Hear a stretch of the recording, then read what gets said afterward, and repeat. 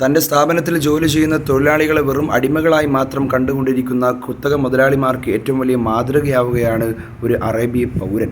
സിയാദ് എന്ന് പറയുന്ന ചെറുപ്പക്കാരൻ തൻ്റെ സ്ഥാപനത്തിൽ ജോലി ചെയ്യുകയും ഒരു കാരണത്താൽ അദ്ദേഹം മരണപ്പെട്ടതായ സാഹചര്യം വന്നപ്പോൾ സ്വന്തം വീട്ടിൽ അദ്ദേഹത്തിൻ്റെ അനുസ്മരണ പരിപാടികൾ സംഘടിപ്പിച്ചുകൊണ്ട് ഈ കഫീലിൻ്റെ മരണം വരെ ഈ സിയാദ് എന്ന് പറയുന്ന ചെറുപ്പക്കാരൻ്റെ കുടുംബത്തിൽ അദ്ദേഹത്തിന് എത്ര മാസശമ്പളമാണോ ഉണ്ടായിരുന്നത് അത് ഇദ്ദേഹത്തിൻ്റെ മരണം വരെ കൊടുക്കുമെന്ന് ആ കഫീൽ പ്രഖ്യാപിക്കുകയാണ്. ഇത്രത്തോളം സ്നേഹബന്ധങ്ങൾ, ഇത്രത്തോളം മാനസികമായ അടുപ്പങ്ങൾ ഒരു തൊഴിലാളിയോട് ഒരു മുതലാളിക്ക് ഉണ്ടാകണമെങ്കിൽ റസൂൽ സല്ലല്ലാഹു അലൈഹി വസല്ലം തങ്ങളുടെ വാക്ക് എത്രത്തോളം അദ്ദേഹത്തിൻ്റെ മനസ്സിൽ പ്രതിഫലിച്ചിട്ടുണ്ട് എന്ന് നാം ഓരോരുത്തരും മനസ്സിലാക്കേണ്ടതുണ്ട്.